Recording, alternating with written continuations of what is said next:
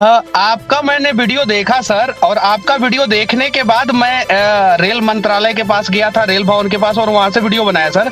आप उसमें बहुत गुस्से में लग रहे थे और बोल रहे थे सर कि अगर बच्चे नहीं उतरेंगे तो हम उतार देंगे, और दिल्ली का उतना क्षेत्रफल नहीं है जितने इस देश में युवा हैं। युवाओं के प्रति इतना प्रेम आपके दिल में कैसे आता है सर? इसके बारे में थोड़ा बताएं। इस देश का भविष्य हम आपको बोलते हैं मनीष जी, अगर आपको एक साल के लिए मतलब एक साल की योजना बनानी है तो आप चावल की खेती कीजिए। लेकिन अगर आपको 10 साल की योजना बनाना, आप शीशम का पेड़ लगा दीजिए। लेकिन अगर आप चाहते हैं कि हमारा 1000 साल आगे सुरक्षित रहे तो युवाओं को शिक्षित कीजिए। तो क्या करेंगे हम शिक्षित करके? हम तो चाहते हैं अगला 1000 साल तक भारत सही रहे, अगले 1000 की प्लानिंग है हमारी। तो वो अब आप कोई पढ़ता क्यों है? कहीं ना कहीं अगर वो खुद में अनसिक्योर हो जाएगा तो क्यों पढ़ेगा? लोग कहते हैं कि सब नौकरी थोड़ी करेगा, बिजनेस भी करो। अच्छा, तो ट्रेनवा कौन चलाएगा? बिजनेसमैन। स्टेशन मास्टर कौन बनेगा? बिजनेसमैन। बताइए, दरोगा कौन बनेगा? बिजनेसमैन।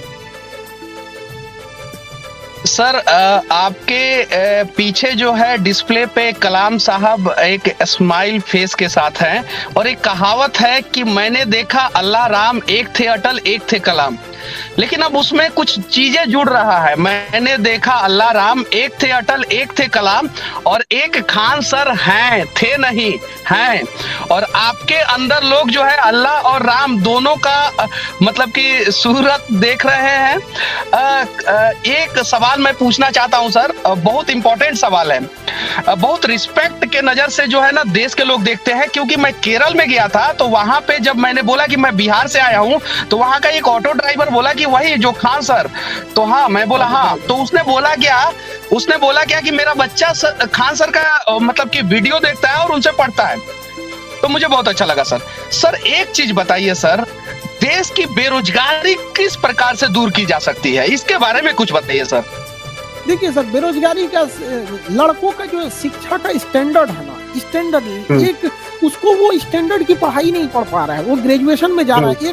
हर टीचर से पूछिए कि तुम प्राइवेट टीचर बनना चाहते हो कि सरकारी, तो कहेगा हम सरकारी टीचर बनना चाहते हैं। लेकिन अपने बच्चे को प्राइवेट स्कूल में पढ़ाना चाहता है, क्योंकि वही सरकारी स्कूल वाला अपने बच्चे को बर्बाद किया है।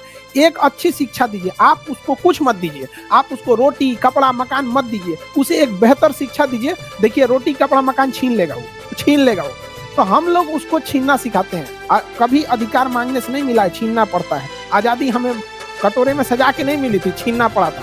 शिक्षित लोग थे उस वक्त, जो उस समय की पढ़ाई थी लोगों ने उसे पढ़ा था। लेकिन जो अभी की पढ़ाई है, टेक्निकल चीज, हर चीजें, जब तक शिक्षित नहीं कीजिएगा कुछ नहीं होगा। शिक्षा के स्टैंडर्ड को बढ़ाना पड़ेगा। आप देखेंगे, हमको बड़ा खुशी होती है इस बात को देख के कि छोटा छोटा लड़का जिन्हें हम तो बहुत मतलब आफ्टर ग्रेजुएशन वालों को ही हम पढ़ाते हैं, मतलब एटलीस्ट इंटर पढ़ा होना चाहिए, उसके नीचे वाले को हम लोग क्या पढ़ाएंगे? तो वो छोटे बच्चों को भी ना इंटरेस्ट आता है पढ़ने से। तो मेरा कहना है कि जो लॉर्ड मैकाले जो जहर बो के गया है, शिक्षा को बोझ बना के गया है, हमारा मकसद है कि उस बोझ को उतार देना और लड़कों के प्रति, शिक्षा के प्रति प्रेम कर देना। जिस तरह प्यार में लोग पागल हो जाते हैं ना, फिर ना माँ बाप का सुनेगा ना समाज का सुनेगा, उस तरह प्यार हो जाए शिक्षा से, फिर वो किसी का नहीं सुनेगा। ले लेगा सर वो रोजगार तो बहुत, मतलब इधर जैसे, बस शिक्षा सुधारिए, वो लड़ के ले लेगा। सर एक और मैं सवाल पूछने जा रहा हूं सर आपसे। ये जो सरकारी वैकेंसियां हैं वो धीरे धीरे कम की जा रही है और कुछ जगहों पे खत्म की जा रही है। जैसे बैंकिंग का था, उसमें सीटें बहुत कम कर दी गई और बहुत सारे बैंकों को बेच दिया गया। रेलवे में बहुत सारे टीटी जो है वो प्राइवेट हो गए हैं, गार्ड प्राइवेट हो गए हैं, स्टेशन पे टिकट काउंटर पे टिकट काटने वाले लोग प्राइवेट हो गए हैं, सफाई कर्मी प्राइवेट है। और भी बहुत सारे सेक्टर में आर्मी का भी जो वैकेंसी है वो समय पे नहीं निकाला जा रहा है, दौड़ होने के बाद भी समय पे वैकेंसी क्लियर नहीं किया जा रहा है। इन सब चीजों को कैसे समय पे किया जाए, और क्या ये सरकार की सोची समझी साजिश है कि युवाओं का भविष्य बर्बाद किया जाए? इस पे आपका क्या राय है सर?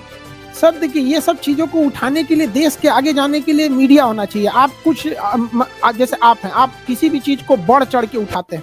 आपको क्या लगता है कि आपके जो पत्रकार की कैटेगरी है, क्या आपको लगता है कि जितनी ईमानदारी से आप करते हैं क्या बाकी लोग भी कर रहे हैं? बहुत गिने चुने मिलेंगे लोग आपको। तो ये तो उन लोग को उठाने की जरूरत है। हम आपको इन सिंपल सा बात बताते हैं। रेलवे ने जो वैकेंसी दिया था, 37,000 वैकेंसी दिया था, 37,000 2019 में दिया था। अगर वो 5-5 या 10-10 हजार करके हर साल दे देता तो एक फ्लो बना रहता लड़कों का सिलेक्शन में। ये बताइए, जो 2019 में फॉर्म भरा था उसको पता कब चलेगा कि वो फेल हो गया? पता है 2024 में। क्या करेगा ये 5 साल में? वो उसको अगला चांस अगर भरेगा तो फिर वो कोई रिस्क लेगा, उसको 5 साल बाद अगर पता चलेगा तो इसको रेगुलर फॉर्म में किया जाता है। तो देखिए, पढ़ाई करने वाला अपना पढ़ाई करेगा, गवर्नमेंट जॉब वाला गवर्नमेंट करेगा, बिजनेस वाला बिजनेस करेंगे, लेकिन दोनों को सिखाने लगता है। कुछ लोग कहता है कि नौकरी देने वाला बनो, तो जहाजिया कौन चलाएगा? एयरफोर्स की वैकेंसी एग्जाम का रिजल्ट रोक के रखे हैं लोग। एयरफोर्स का सोचिए सर, कितना शर्म की बात है कि हमारी देश की सुरक्षा करने वाले उन लोग को पढ़ाए थे, हम लोग तो कर रहे थे सर रिजल्ट कब आएगा? बताइए, ये एयरफोर्स का रिजल्ट रोकने की चीज होती है? जो सुरक्षा में खड़े हैं उनको साइड में रोक के रखे हैं, ये तो हाल हो गया। सर एक और चीज, इस देश के जितने भी युवा हैं बहुत उम्मीद के साथ आपके तरफ देखते हैं, बहुत उम्मीद के साथ सर। मैं एक सवाल पूछने जा रहा हूं, मुझे भी उसकी जानकारी नहीं है इसलिए मैं पूछने जा रहा हूं सर।